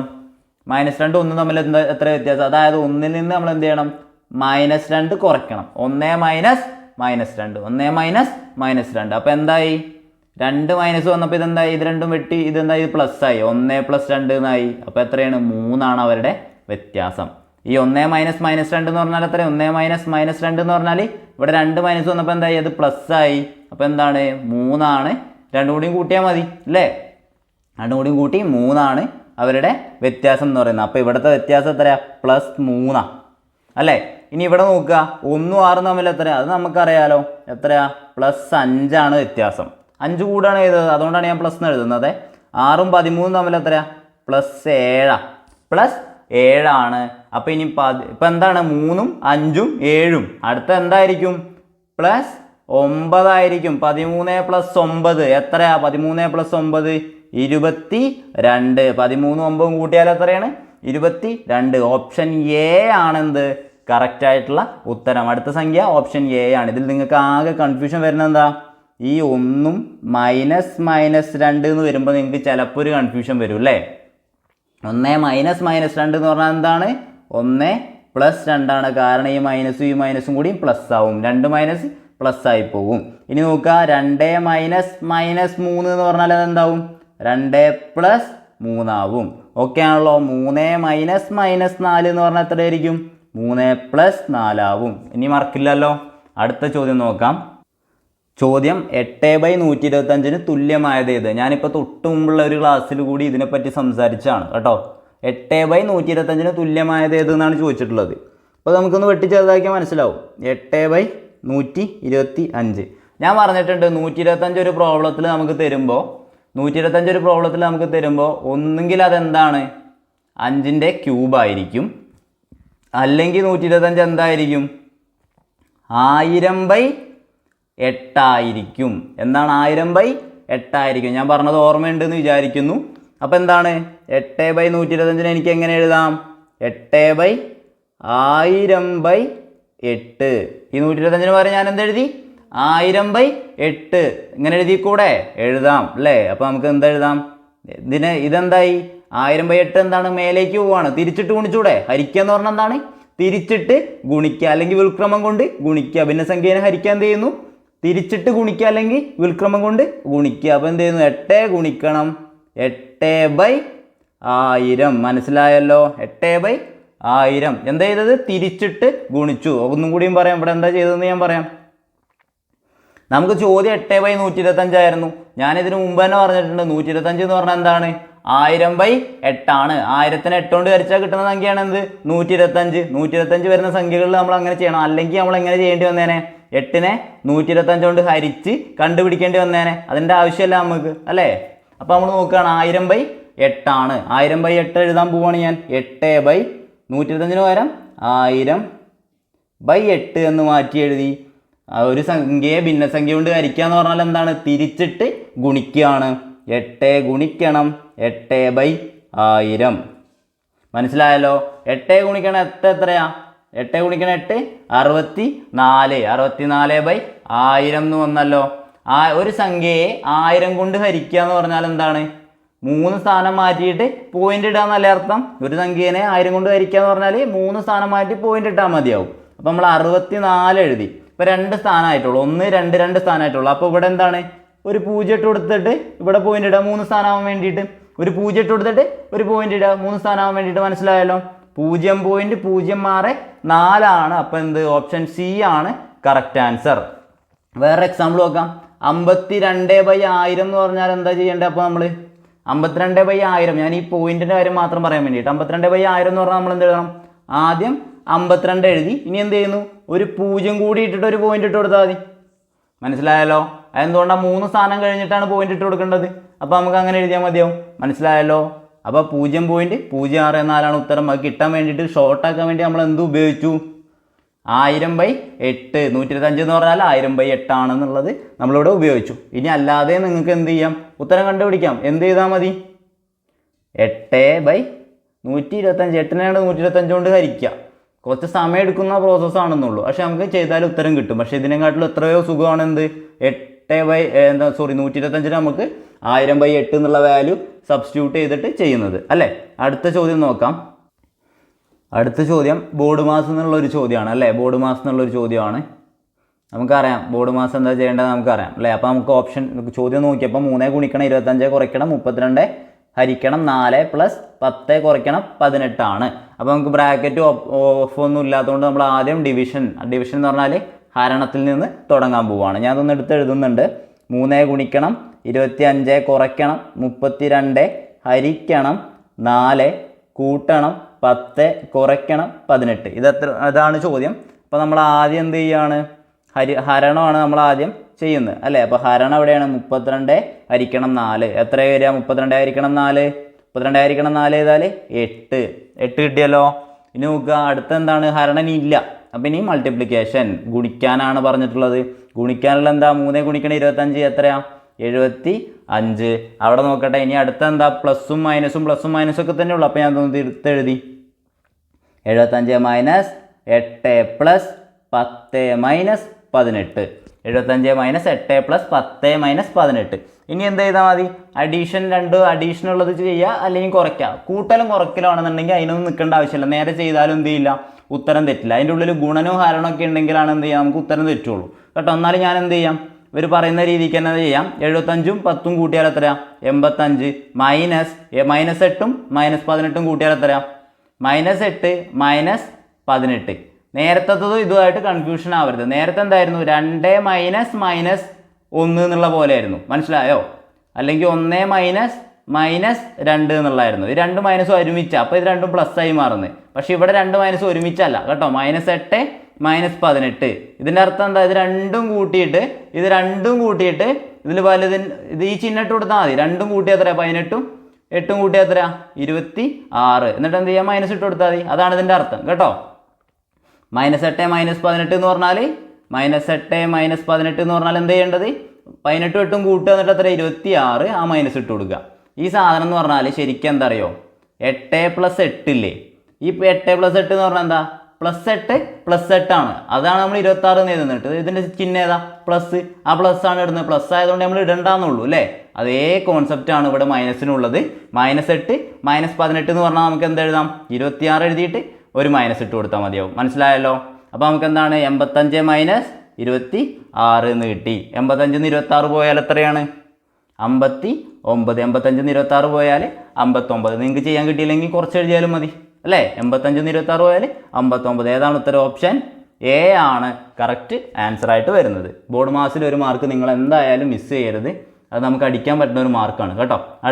ആർക്കും അടിക്കാൻ പറ്റുമോ ആ പ്രോബ്ലം കേട്ടോ. അടുത്ത ചോദ്യം നോക്കാം. ചോദ്യം നോക്കുക. 225 മീറ്റർ നീളമുള്ള ഒരു തീവണ്ടി 54 കിലോമീറ്റർ വേഗത്തിൽ സഞ്ചരിക്കുമ്പോൾ ഒരു പോസ്റ്റിനെ തരണം ചെയ്യാൻ, പോസ്റ്റാണ്, അതിന് ദൂരമില്ല. അപ്പോൾ നമ്മുടെ ദൂരം എന്ന് പറയുന്നത് 225 മീറ്റർ ആണ്. നമ്മൾ ക്ലാസ്സുകളിൽ പറയാറുണ്ട് അല്ലേ. അപ്പോൾ നമുക്ക് സ്പീഡ് അല്ലെങ്കിൽ വേഗത എന്ന് പറയുന്നത് 54 km/h ആണെന്നും പറഞ്ഞിട്ടുണ്ട്. ഇനി എന്താണ്? എത്ര ടൈം എടുക്കുന്ന ചോദിച്ചിട്ടുള്ളത്? സമയമാണ് നമ്മൾ കണ്ടുപിടിക്കേണ്ടത്. സമയം കാണാൻ എന്താ ചെയ്യേണ്ടത്? സമയം കാണാനുള്ള ഇക്വേഷൻ എന്തായിരുന്നു? സമയം കാണാൻ എന്ത് ചെയ്യണം? ദൂരം ഹരിക്കണം, അല്ലെങ്കിൽ ദൂരം ഡിവൈഡഡ് ബൈ വേഗത. നമുക്കറിയാം ദൂരം എത്രയാണ്? ദൂരം 225 മീറ്റർ ആണ്. ദൂരം 225 മീറ്റർ ആണ്. നമുക്ക് താഴെ എന്താണ്? വേഗത വേണം. വേഗത എത്രയാണ്? 54 km/h ആണ്. മീറ്ററിലാണ് എന്ത് ദൂരം തന്നിട്ടുള്ളത്, വേഗത തന്നിട്ടുള്ളത് കിലോമീറ്ററിലാണ് വേഗത തന്നിട്ടുള്ളത്. അപ്പോൾ നമ്മൾ എന്ത് ചെയ്യണം? മീറ്റർ/സെക്കൻഡിലേക്ക് മാറ്റാൻ വേണ്ടിയിട്ട് km/hനെ മീറ്റർ/സെക്കൻഡിലേക്ക് മാറ്റാൻ വേണ്ടിയിട്ട് നമ്മൾ എന്ത് ചെയ്യും? 5/18 കൊണ്ട് ഗുണിക്കണം. 5/18 കൊണ്ട് ഗുണിക്കാലോ. എത്ര വെട്ടിയാൽ എത്ര കിട്ടുക? 3 അല്ലേ. അപ്പോൾ നമുക്ക് ഉത്തരം എന്തായി? 225 ഡിവൈഡഡ് ബൈ 15. 225 divided by 15. മനസ്സിലായല്ലോ? ഇനി എന്ത് ചെയ്യാം? 225/15 എന്ന് പറഞ്ഞാൽ നമുക്ക് എന്ത് ചെയ്യാം? ഒന്നും ഇതിനെ നമുക്ക് സാധാരണ മാതിരി ഹരിച്ച് കണ്ടുപിടിക്കാം. അല്ലെങ്കിൽ നിങ്ങളിവിടെ നോക്ക്, 15ൻ്റെ സ്ക്വയർ അല്ലേ 225? 15ൻ്റെ സ്ക്വയർ അല്ലേ 225? അപ്പോൾ നമുക്ക് ഇതിന് നേരെ വെട്ടിക്കൂടെ? 15. നമ്മുടെ ഉത്തരം എത്രയാണ്? 15 സെക്കൻഡ്. ഇനിയിപ്പോൾ നിങ്ങൾക്ക് ഇത് മനസ്സിലായില്ല, ഇത് പെട്ടെന്ന് അങ്ങനെ ഓർമ്മ വന്നില്ല എന്നുണ്ടെങ്കിൽ എന്ത് ചെയ്യാം? 225നെ 15 കൊണ്ട് ഹരിച്ചിട്ട് കണ്ടുപിടിച്ചാലും മതി. അപ്പോഴും നമുക്ക് എന്തെന്നെ ഉത്തരം കിട്ടുക? 15 തന്നെ ഉത്തരം കിട്ടുക കേട്ടോ. അപ്പോൾ നമ്മുടെ ഉത്തരം എന്താണ്? 15 സെക്കൻഡ്. അടുത്ത ചോദ്യം നോക്കാം. ചോദ്യം: ഒരു ക്ലാസ്സിലെ 11 കുട്ടികളുടെ ഭാരങ്ങളുടെ ശരാശരി 43 കിലോഗ്രാം ആണ്. 40 കിലോഗ്രാം ഭാരമുള്ള ഒരു കുട്ടി കൂടി ഇതിലേക്ക് ചേർന്നാൽ ശരാശരി ഭാരം എത്രയാണെന്നാണ് ചോദിച്ചിട്ടുള്ളത് അല്ലേ. ഇത് ചെയ്യാൻ വേണ്ടിയിട്ട് നമ്മൾ ആദ്യം സാധാരണ മെത്തേഡിൽ നമുക്കൊന്ന് ചെയ്തു നോക്കാം കേട്ടോ. ആദ്യം എന്താ പറഞ്ഞിട്ടുള്ളത്, 11 കുട്ടികളുടെ ഭാരങ്ങളുടെ ശരാശരി 43 കിലോഗ്രാം ആണെങ്കിൽ ആകെ ഭാരം എത്രയായിരിക്കും, ആകെ ഭാരം എത്രയായിരിക്കും, അല്ലെങ്കിൽ ആകെ ഭാരങ്ങളുടെ തുക എന്ന് പറയുന്നത് എത്രയായിരിക്കും, 11 ഗുണിക്കണം 43 ആണല്ലോ. 11 കുട്ടികളുടെ ഭാരങ്ങളുടെ ശരാശരി 43 ആണെന്നുണ്ടെങ്കിൽ അവരുടെ ആകെ ഭാരം എന്ന് പറയുന്നത് 11 ഗുണിക്കണം 43 ആണ്. 43നെ 11 കൊണ്ട് ഗുണിക്കാൻ വേണ്ടിയിട്ട്, ഏതൊരു സംഖ്യയും 11 കൊണ്ട് ഗുണിക്കാൻ വേണ്ടിയിട്ട് എന്ത് ചെയ്താൽ മതി, ഈ 4ഉം 3ഉം കൂട്ടുക. 4ഉം 3ഉം കൂട്ടിയിട്ട് എത്രയാ, 7. അത് നടുക്ക് എഴുതുക, എന്നിട്ട് ഇവിടെ 4ഉം ആ സ്ഥാനത്ത് 3 എഴുതിയാൽ മതി അല്ലേ. നമുക്കത് ചെയ്താൽ മനസ്സിലാവും. അല്ലെങ്കിൽ എന്ത് ചെയ്യാം, നിങ്ങൾ 43നെ 11 കൊണ്ട് ഗുണിച്ചെഴുതിയാലും മതി. അപ്പോഴും ഇതന്നെ കിട്ടുക അല്ലേ. നമുക്കറിയാം അല്ലേ, 3, 7, 4. അപ്പോൾ നമുക്കത് മനസ്സിലായല്ലോ, 473 കിലോഗ്രാം എന്ന് കിട്ടി. അത് എത്ര പേരുടേതാ, 11 പേരുടേതാ. പക്ഷെ ഒരു കുട്ടി കൂടി എന്ത് ചെയ്യുന്നുണ്ട്, കൂട്ടത്തിൽ വരുന്നുണ്ട് അല്ലേ. അപ്പോൾ നമ്മുടെ പുതിയത് എന്തായിരിക്കും, ഈ 12 പേരുടെ അതായത് ഇപ്പോൾ ഒരാളും കൂടി വന്നാൽ 11 12 ആയില്ലേ. ആകെ ഭാരം എന്ന് പറയുന്നത് എത്രയായിരിക്കും, 12 പേരുടെ ആകെ ഭാരം എന്ന് പറയുന്നത് എത്രയായിരിക്കും, 473 കൂട്ടണം എന്താണ്, പുതിയ ആളുടെ ഭാരം എത്രയാണ്, 40. അപ്പോൾ ഇത് രണ്ടും കൂട്ടിയാൽ എത്ര കിട്ടുക, 473 40 കൂട്ടിയാൽ എത്ര കിട്ടുക, 513 അല്ലേ കിട്ടുക, 513 കിട്ടുക. 473നെ 40 കൊണ്ട് കൂട്ടിയാൽ 513 കിട്ടുക. അപ്പോൾ 12 പേരുടെ ഭാരം എത്രയാണ്, 513. ഇനി നമുക്കപ്പോൾ എന്താ വേണ്ടേ, പുതിയ ശരാശരി ഭാരം അല്ലേ വേണ്ടേ, പുതിയ ശരാശരി ഭാരം അല്ലേ വേണ്ടേ. അത് കാണാൻ വേണ്ടിയിട്ട് ശരാശരി എന്ന് പറഞ്ഞാൽ എന്താ, ആകെ തുക ബൈ എണ്ണമാണെന്ത്, ശരാശരി. തുക എന്താ, 513 നമുക്കറിയാം എത്ര ആളുകളുണ്ട് ഇപ്പോൾ, 11 അല്ല 12. അപ്പോൾ ആ 12 513/12 നമുക്ക് എന്ത് ചെയ്യണം, ഹരിച്ച് തന്നെ കണ്ടുപിടിക്കണം അല്ലേ. 513/12 ചെയ്താൽ എങ്ങനെ കിട്ടുക, 4 12 എത്രയാണ്, 48. ശിഷ്ടം 3, ഒരു 3 ഇങ്ങോട്ട് എടുത്ത് എഴുതി, എത്രയാണ്, 2 24 അല്ലേ. 2 12 24. നമുക്കിനി തീരുമോ നോക്കി, അപ്പോൾ എല്ലാം 42 തന്നെയാണ് അല്ലേ. 3 42, ഇത് 42 അല്ല. അപ്പോൾ ഇതങ്ങ് ഒഴിവാക്കി, 40 കിലോഗ്രാം അല്ലാന്ന് നമുക്കറിയാം. അപ്പോൾ ഓക്കെ. ഇനി നോക്കുക, 33 24 പോയാൽ 6 3 9. ഇനി എന്ത് ചെയ്യണം, പോവോ ഇല്ല. അപ്പോൾ എന്ത് ചെയ്യും, ഇവിടെ ഒരു 0 ഇട്ട് കൊടുക്കണം. അപ്പോൾ ഇവിടെ എന്ത് ചെയ്യണം, ഒരു പോയിന്റ് ഇട്ട് കൊടുക്കണം, അറിയാലോ. ഇനി 12നെ 90 കൊണ്ട് ഹരിച്ചാൽ എത്ര കിട്ടുക, 12 × 7 ആണെന്ത്, 84. അപ്പോൾ ശിഷ്ടം ബാലൻസ് 60 എന്ന് വന്നു. നമുക്കറിയാം എത്രയാ, 5 12 60 ആണ്. അപ്പോൾ നമുക്ക് ഉത്തരം എത്ര കിട്ടി, 42.75. 42.75 കിലോഗ്രാം നമുക്ക് കിട്ടി. അപ്പോൾ നമ്മുടെ ഉത്തരം എന്താണ്, ഓപ്ഷൻ എ ആണ് കറക്റ്റ് ആയിട്ടുള്ള ഉത്തരം എന്ന് പറയുന്നത്. ഈ ചോദ്യം എങ്ങനെയാണ് നമുക്ക് സിമ്പിളായിട്ട് ഒരു ഷോർട്ട് കട്ട് കൂടെ ചെയ്യാം എന്നുള്ളത് നോക്കാം. ഇത് ഗുണിച്ചൊന്നും ചെയ്യാതെ എങ്ങനെ സിമ്പിളായിട്ടൊരു ഷോർട്ട് കട്ട് കൂടെ ചെയ്യാമെന്ന് നമുക്ക് നോക്കാം. നമുക്ക് തന്നിട്ടുണ്ട് എന്ത്, 11 കുട്ടികളുടെ ശരാശരി ഭാരം എന്ന് പറയുന്നത് 43 കിലോഗ്രാമാണ്. 40 കിലോഗ്രാം ഭാരമുള്ള ഒരു കുട്ടി കൂടി എന്ത് ചെയ്തിട്ടുണ്ട്, ഇതിലേക്ക് ചേർന്നിട്ടുണ്ട്. അങ്ങനെയാണെങ്കിൽ ശരാശരി ഭാരം എത്രയാണെന്നാണ് ചോദിച്ചിട്ടുള്ളത്. അങ്ങനെയാണെന്നുണ്ടെങ്കിൽ നമ്മൾ എന്ത് ചെയ്യാമെന്നറിയോ, ആദ്യം പുതുതായി വന്ന കുട്ടിയുടെ ഭാരം എത്രയാണ്, 40 കിലോഗ്രാം അല്ലേ. അതും ശരാശരിയും തമ്മിലുള്ള വ്യത്യാസം എടുക്കുക. 40ഉം 43ഉം തമ്മിലുള്ള വ്യത്യാസം എത്രയാണ്, 3 ആണല്ലോ. 40ഉം 43ഉം തമ്മിലുള്ള വ്യത്യാസം എത്രയാണ്, 3 ആണല്ലോ. അതിനെ എന്ത് ചെയ്യുക, അതിനെ ആകെ എണ്ണം, കുട്ടികളുടെ ആകെ എണ്ണം എത്രയാണ്, 11 കുട്ടികളായിരുന്നു ആദ്യം ഉണ്ടായിരുന്നത്. ഈ 40 കിലോഗ്രാമുള്ള കുട്ടിയും കൂടി വന്നു കഴിഞ്ഞാൽ ആകെ എണ്ണം എത്രയാവും, 12 ആവും. ഇത് ചെയ്യുക, അതുകൊണ്ട് ഹരിക്കുക. അതായത് ആദ്യത്തെ ശരാശരിയും വന്ന കുട്ടിയുടെ ഭാരവും തമ്മിലുള്ള വ്യത്യാസം എടുക്കുക. അവർ തമ്മിലുള്ള ഭാരത്തിൻ്റെ വ്യത്യാസം എത്രയാണ്, 3 കിലോഗ്രാം ആണ്. അതിനെന്ത് ചെയ്യുക, എണ്ണമായിട്ടുള്ള 12 കൊണ്ട് ഹരിക്കുക. 3നെ 12 കൊണ്ട് ഹരിക്കുക എന്ന് പറഞ്ഞാൽ വെട്ടിച്ചെറുതാക്കിയാൽ 1/4 ആണ്. 1/4 എന്ന് പറഞ്ഞാൽ എന്താണ്, കാലാണ്. 0.25 ആണ്. 1/4 എന്ന് പറഞ്ഞാൽ 0.25 ആണ്. അതുപോലെ 1/2 എന്ന് പറഞ്ഞാൽ 0.5 ആണ്. അതുപോലെ 3/4 എന്ന് പറഞ്ഞാൽ എന്താണ്, 0.75 ആണ്. ഇതൊക്കെ നിങ്ങൾ എന്ത് ചെയ്യണം, കാണാതെ മനസ്സിലാക്കി വെക്കേണ്ട സംഖ്യകളാണ് കേട്ടോ. അപ്പോൾ 1/4 അതല്ലെങ്കിൽ 3/12 ചെയ്തപ്പോൾ നമുക്ക് എന്ത് കിട്ടി, 0.25 എന്ന് കിട്ടി. ഇനി നോക്കുക, 0.25 എന്താ ഉണ്ടായത്, കൂടുകയാണോ കുറയാണോ ചെയ്തത്, 43 കിലോഗ്രാം ആയിരുന്നു എല്ലാവരുടെയും ഭാരം. പക്ഷേ പുതിയ ആളുടെ ഭാരം എത്ര, 40 കിലോഗ്രാമാണ്. അപ്പോൾ അത് കുറയാണ് ചെയ്തത് അല്ലേ. 43 കുറവാണ് പുതിയതായിട്ട് വന്നിട്ടുള്ള ആളുടെ ഭാരം. അങ്ങനെയാണ് എന്നുണ്ടെങ്കിൽ കുറവാണ് എന്നുണ്ടെങ്കിൽ പ്രായോ വയസ്സോ എന്താണ് വെയിറ്റോ എന്താ കുറവാണ് എന്നുണ്ടെങ്കിൽ നമ്മൾ എന്ത് ചെയ്യാം, ആ 43 ഉണ്ടല്ലോ, ആ 43-ൽ നിന്ന് നമുക്ക് ഇപ്പോൾ കിട്ടിയ ഈ വാല്യൂ ഉണ്ടല്ലോ, കുറച്ച് കിട്ടിയ അതങ്ങ് കുറച്ചാൽ മതിയാകും.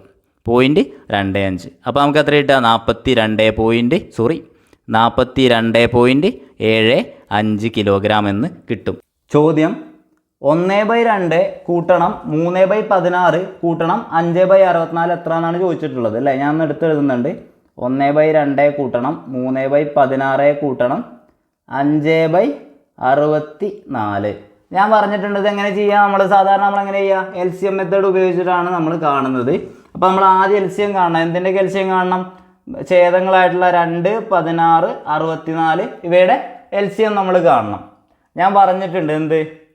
ഏറ്റവും വലിയ ഛേദത്തിൻ്റെ 64 അത് LCM ആണോ എന്ന് ചെക്ക് ചെയ്യാൻ വേണ്ടിയിട്ട് നമുക്ക് ആദ്യം എന്ത് ചെയ്താൽ മതി? ആ 2 ചെറിയ സാധനങ്ങൾ കൊണ്ട് ആ വലിയ സാധനത്തിന് ചെയ്യാൻ പറ്റുമോ നോക്കിയാൽ മതി അല്ലേ? ആ ചെറിയ സംഖ്യകൾ കൊണ്ട് ആ വലിയ സംഖ്യ ചെയ്യാൻ പറ്റുമോ നോക്കിയാൽ മതി. അപ്പോൾ എന്താണ്? 16-നെ 64 കൊണ്ട് ചെയ്യാൻ പറ്റുമോ? പറ്റും അല്ലേ? 16 × 4 ആണ് എന്ത്? 64. 16 × 4 ആണ് 64. പിന്നെ അതേമാതിരി 2 × 32 അല്ലേ 64? 2 × 32 അല്ലേ 64? മനസ്സിലായല്ലോ? അപ്പോൾ നമുക്ക് എന്താണ്? ഈ രണ്ട് സംഖ്യകൾ കൊണ്ടും നമുക്ക് ഹരിക്കാൻ പറ്റുമെങ്കിൽ, നിശേഷം ഹരിക്കാൻ പറ്റുമെങ്കിൽ, വലിയ സംഖ്യ ഹരിക്കാൻ പറ്റുമെങ്കിൽ എന്തായിരിക്കും നമ്മുടെ LCM? ആ വലിയ സംഖ്യ തന്നെ ആയിരിക്കും. നമുക്കറിയാലോ, വലിയ സംഖ്യ തന്നെ ആയിരിക്കും. അപ്പോൾ നമ്മൾ എന്ത് എഴുതി? താഴെ LCM ആയിട്ടുള്ള 64 എഴുതി. ഇനിയിപ്പോൾ നിങ്ങൾക്കത് മനസ്സിലാവുന്നില്ല എങ്കിൽ എന്ത് ചെയ്യാം? 2, 16, 64 LCM കാണാം. എത്രയാ? ആദ്യം 2 കൊണ്ട് ചെയ്യാം അല്ലേ? 1, 8. ഇനി എത്രയുള്ളത്? 32. ഇനി എന്ത് ചെയ്യാം? ഇനിയിപ്പോൾ നമുക്ക് 2 കൊണ്ട് ചെയ്യണോ? ഇനി നമുക്ക് 8 കൊണ്ട് ചെയ്തുകൂടെ? ഇത് 8 കൊണ്ട് പോവും അല്ലേ? 8 കൊണ്ട് ചെയ്താലോ 1, 1. ഇവിടെ എത്ര വരിക? 4. ഇനി 4 കൊണ്ട് ചെയ്യാലോ? 4 കൊണ്ട് ചെയ്താലോ 1, 1, 1. അപ്പോൾ ഇനി എന്താ? ഇത് ഗുണിച്ചാൽ മതി. 8 × 4 × 2. 8 4 32. 32 × 2 64. നമ്മൾ എന്താണ്? LCM 64 നമുക്ക് കിട്ടി. ഇനി എന്ത് ചെയ്യണം? കഴിഞ്ഞോ? ഇല്ല. 1/2 ഗുണിക്കണം 64. ആ LCM ആയിട്ട് ഗുണിക്കുകയാണ്. ഓരോ ഭിന്നസംഖ്യേനെ LCM ആയിട്ട് ഗുണിക്കുകയാണ്. പ്ലസ് എന്താണ്? 3/16 ഗുണിക്കണം 64. കഴിഞ്ഞോ? ഇല്ല. പ്ലസ് 5/64 ഗുണിക്കണം 64. ഇനി വെട്ടി ചെറുതാക്കാം അല്ലേ? 2-നെ 64-നെ വെട്ടിയാൽ എത്രയാ? 32. 16-നെ 64-നെ വെട്ടിയാൽ എത്രയാ? 16 × 4 അല്ലേ? ഓക്കെ. ഇനി എന്താണ്? 64-നെ 64-നെ വെട്ടിയാൽ എത്രയാ? 1. ഇനി ഇവിടെ എന്താ? 1 × 32 എത്രയുള്ളത്? 32. പ്ലസ് ഇവിടെ പ്ലസ് ആണ്, ആ പ്ലസ് എഴുതി. 3 × 4 എത്രയാ? 12. പ്ലസ് 5 × 1 എത്രയാ? 5 /64. ഓക്കെ ആണല്ലോ. ഇനി നോക്കാൻ പോകണം. 32ഉം 12ഉം കൂട്ടിയാൽ എത്രയാ? 42, 44. 44 5ഉം 49 /64. 49 ഹരിക്കണം 64. ഓപ്ഷൻ ഈ നോക്കിയിട്ടുണ്ടോ? ഓപ്ഷൻ ബി ആണ് ഉത്തരം. ഓപ്ഷൻ ബി ആണ് 49/64. അപ്പോൾ അതാണ് ഉത്തരം. നമ്മളിവിടെ ചെയ്തത് എന്താ? ആദ്യം ഛേദങ്ങളുടെ LCM കണ്ടു. എന്നിട്ട് എന്ത് ചെയ്തു? നേരെ എന്ത് ചെയ്തു? ഛേദം ആയിട്ട് എന്ത് എഴുതി? ആ LCM എഴുതി. എന്നിട്ട് ഓരോ ഭിന്നസംഖ്യയെയും നമ്മുടെ LCM കൊണ്ട് ഗുണിച്ചു. എന്നിട്ട് അവ കൂട്ടിയതിന് ശേഷം നമ്മുടെ ഉത്തരത്തിലേക്ക് എത്തി. വളരെ സിമ്പിളായിട്ട് ഈ പ്രോബ്ലം നമ്മൾ ചെയ്തു അല്ലേ? അപ്പോൾ ഇത്രയും ചോദ്യങ്ങളാണെന്ന് നമ്മൾ ഡിസ്കസ് ചെയ്യാൻ വിചാരിച്ചിരുന്നത്. എല്ലാവർക്കും മനസ്സിലായി എന്ന് വിചാരിക്കുന്നു. Thank you.